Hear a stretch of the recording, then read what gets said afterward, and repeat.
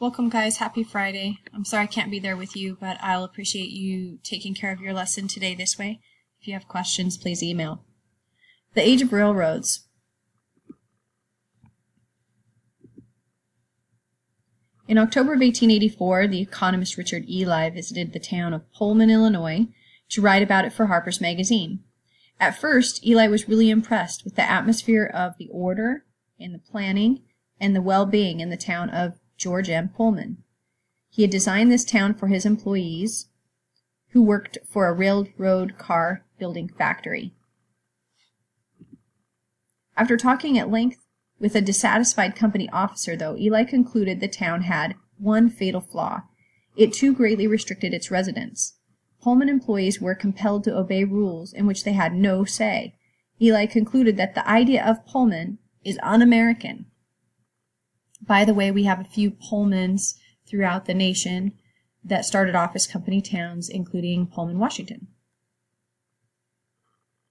This is Richard Ely's voice. It is benevolent, well-wishing feudalism, which desires the happiness of the people, but in such a way as shall please the authorities.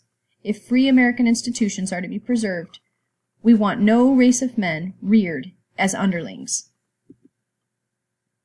As the railroads grew, they came to influence many facets of American life, including, as in the town of Pullman, the personal lives of the country's citizens. They caused the standard time and time zones to be set and influenced the growth of towns and communities across our nation.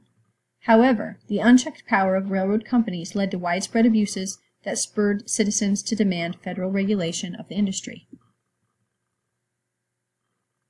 Railroads span time and space.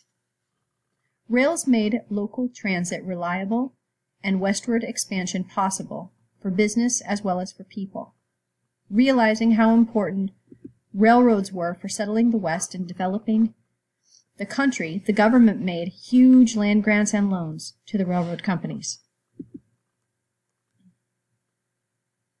By 1856, the railroads extended west to the Mississippi River, and 3 years later, they crossed the Missouri. Just over a decade later, crowds across the United States cheered as the Central Pacific and the Union Pacific Railroads met in Promontory Point, Utah, on May 10th of 1869. A golden spike marked the spanning of the nation by the first transcontinental railroad.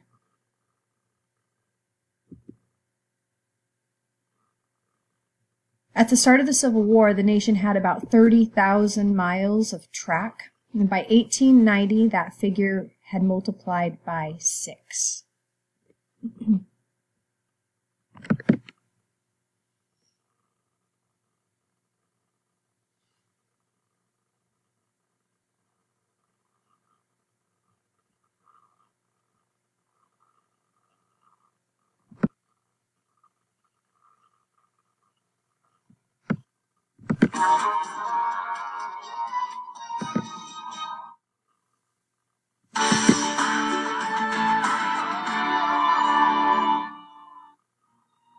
Transcontinental Railroad was completed this week in 1869 with the driving of the Golden Spike.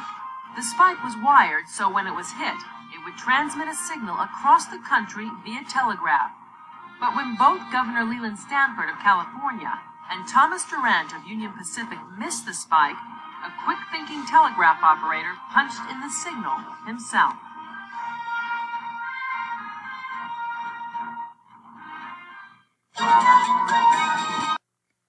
By the way, that Leland Stanford that just missed that golden spike in that video clip is the namesake of Stanford University. So railroad money paid for Stanford. Other transcontinental lines followed, and regional lines multiplied as well.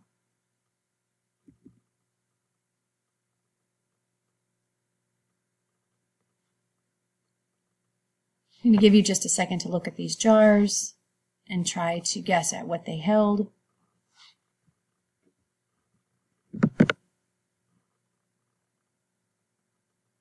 If you look carefully here, it kind of gives it away right here, but it was pretty common in the late 1800s, mid to late 1800s, to keep leeches, because in the United States we still believed in bloodletting, In fact, Lewis and Clark even carried little bloodletting knives because it was believed that if you had a fever or something like that, that one of your four humors, in particular a fever, was when your blood was out of balance. So you cut yourself and bled yourself to balance the overproduction of blood out of your body to cure the fever. Now, of course, today we know that's bad science, but that's why leeches and bloodletting knives were used. Romance and reality. The railroads brought dreams of available land, adventure, and a fresh start within the grasp of many Americans, and actually many people that weren't American. This romance was made possible, however, only by the harsh lives of railroad workers. The Central Pacific Railroad employed thousands of Chinese immigrants. The Union Pacific hired Irish immigrants and desperate out-of-work Civil War veterans to lay the track across the treacherous terrain while enduring attacks by Native Americans, and during accidents and diseases that disabled and killed thousands of men each year. In 1888, when the first railroad statistics were published, the casualties totaled more than 2,000 employees killed and 20,000 injured, and that's in a singular year. Chinese immigrants, a little bit about Chinese immigrants. Although the railroads paid all their employees pretty poorly, Asians usually earned Sorry about that. So the average pay for white workers on a 10-hour day was about $40 to $60 a month, plus they were receiving meals. This is one of the things that Buffalo Bill Cody, I don't know if you're familiar with him, Buffalo Bill Cody worked for the Kansas Pacific Railroad shooting buffalo, but he was primarily shooting buffalo to feed the railroad workers. Chinese immigrants hired by the Central Pacific performed similar tasks from dawn until dusk for about $35 a month, and they had to supply their own food. Immigrant working conditions was pretty miserable. In 1866, for example, the railroad hired them to dig a tunnel through a granite mountain. For 5 months of that year, the Chinese lived and worked in camps surrounded by banks of snow. The total snowfall reached about 40 feet. Hundreds of men were buried in avalanches and later found frozen stiff, still clutching their shovels and picks. One more time, the numbers were, in 1888, just that singular year, 2,000 employees were killed and 20,000 injured.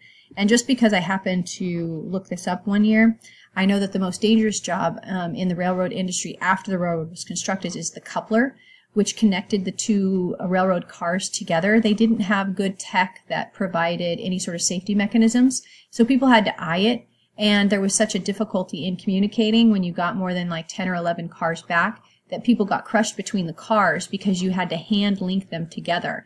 And if you didn't link them and get the brakes set in time, the worker in between got crushed. In spite of these difficult working conditions, the railroad laborers helped to transform the diverse regions of the country into a united nation. Though linked in space, each community still operated on its own time, with noon when the sun was directly overhead. Noon in Boston, for example, was almost 12 minutes later than noon in New York. So travelers riding from Maine to California might reset their watches 20 times by the time they got where they were going. In 1869, to remedy this problem, Professor C. F. Dowd proposed that the Earth's surface be divided into 24 time zones, one for each hour of the day. Under his plan, the United States would contain 4 zones, the Eastern, Central, Mountain, and Pacific time zones. The railroad companies endorsed Dowd's plan really enthusiastically, and many towns followed suit.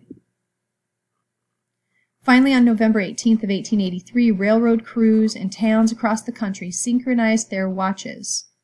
In 1884, an international conference set worldwide time zones that incorporated railroad time. U.S. Congress, however, was slower to react. They didn't officially adopt railroad time as standard for the nation until 1918, which happened to be during World War I, when all of a sudden it was pretty darn important that we be able to communicate and get things to and from on time. As strong a unifying force as the railroads were, however, they also opened the way for abuses that led to social and economic unrest. So this map is just showing you the Eastern, Central, Mountain, and Pacific time zones. It also shows how primarily the railroad phenomenon was an eastern United States kind of phenomenon until about 1880, when we started to expand to the west more thoroughly.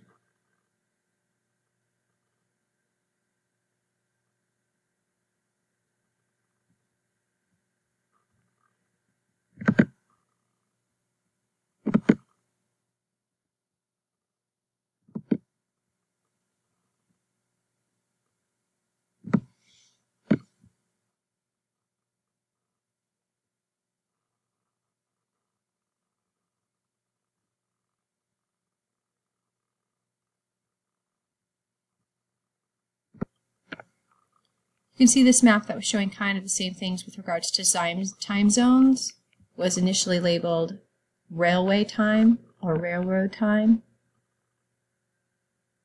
If you go to the Lewis County Historical Museum in Chehalis, they still have railroad depot set up inside, and you'll notice multiple clocks on the wall from the time that predates standard railroad time, so that people could tell when they should board their particular train.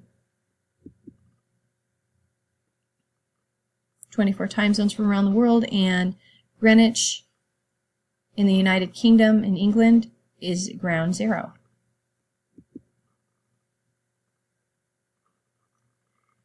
These are some local pictures of the railroad running through town, through our local communities.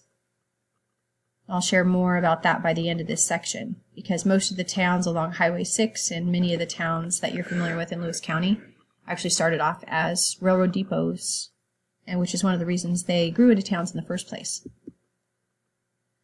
This is George Pullman on the left, and on the top right you see one of his original Pullman towns, which is the way we started this unit. Some of the rules that the Pullman towns had were curfews. Everything had to be the same. You were supposed to be inside by 10. There was no alcohol allowed, so it was pretty strict, but it was all intended on creating a workforce that was reliable, going to be on time, and didn't have issues.